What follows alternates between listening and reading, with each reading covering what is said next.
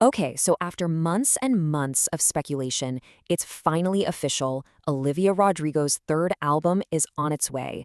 And let me tell you, this is not just a new record, it feels like a complete reinvention, right down to the color palette.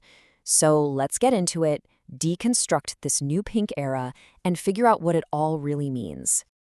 And I'm not exaggerating when I say that for the past 72 hours, the entire internet has been painted pink. Seriously, after a whole trail of cryptic clues, the official announcement finally dropped, and as you can imagine, it sent fans into an absolute frenzy. All right, before we dive into the deep analysis, let's just get the key details out of the way. The album is called, and it's a long one, You Seem Pretty Sad for a Girl So in Love. It's set to drop on June 12th. We're getting 13 tracks, and she's teamed up again with her go-to producer, Dan Nigro. And, of course, the biggest signal of the rebrand, her signature purple? Yeah, it's officially been swapped out for pink. So here's how we're going to break this all down.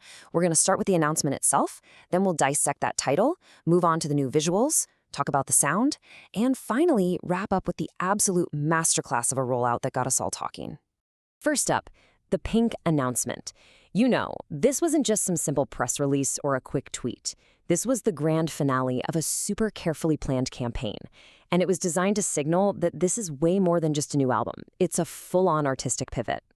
So next, let's talk about the title itself. I mean, think about it. We've gone from these sharp, punchy, four-letter words like sour and guts to this long, observational, almost haunting sentence. What is behind such a dramatic shift? Well, this title signals a huge change in theme. Her first two albums, they were all about the explosive aftermath of a breakup, right?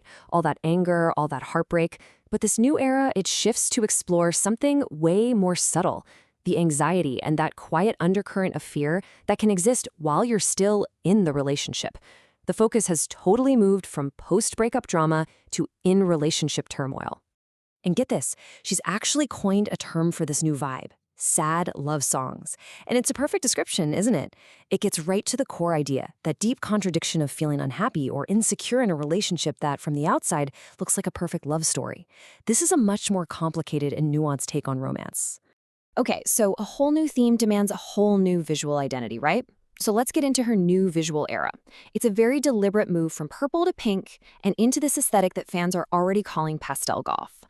I mean, just look at the album cover. You've got Olivia hanging upside down on a swing, she's laughing, and she is just drenched head to toe in the color pink. It's kind of playful, but it's also really disorienting. That upside-down perspective, it perfectly captures that feeling of something being just a little bit off, even in a moment that's supposed to be pure joy. And if you dig a little deeper, you can see what critics and fans are talking about. It's this blend of pastel goth with 90s grunge. You can really feel that raw, defiant energy, and there are some clear nods to artists like Courtney Love. It feels like she's very intentionally shedding that pop-punk skin for something way more experimental and unfiltered. And that experimental feeling, it carries right on over into the music.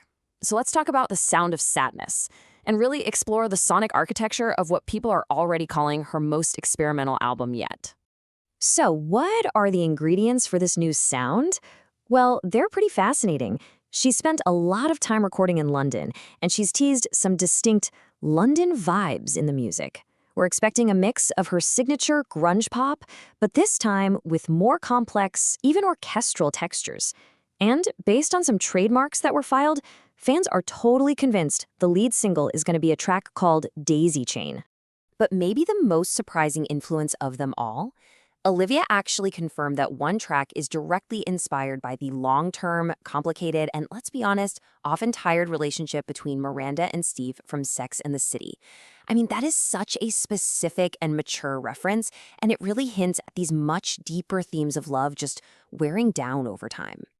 And finally, let's break down the anatomy of this rollout, because how this album was actually revealed is a total masterclass in modern marketing and building an incredible amount of fan engagement. See, this was not a sudden announcement. This was a slow burn. It started months ago, when murals in major cities just started mysteriously changing from purple to pink. Then, a few weeks ago, these little heart-shaped locks with clues started appearing everywhere, from London to LA. And it all built up to this massive mural reveal in Los Angeles, just a few days before pre-orders went live. And here's another layer that makes this whole campaign so clever. There's a really popular fan theory. Based on some of the early clues, a lot of people believed the album was just going to be called Love.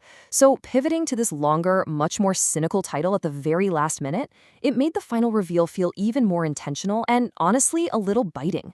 It was a brilliant way to subvert everyone's expectations. So all of this leaves us with a really fascinating question. Olivia Rodrigo absolutely perfected the modern breakup anthem. We all know that.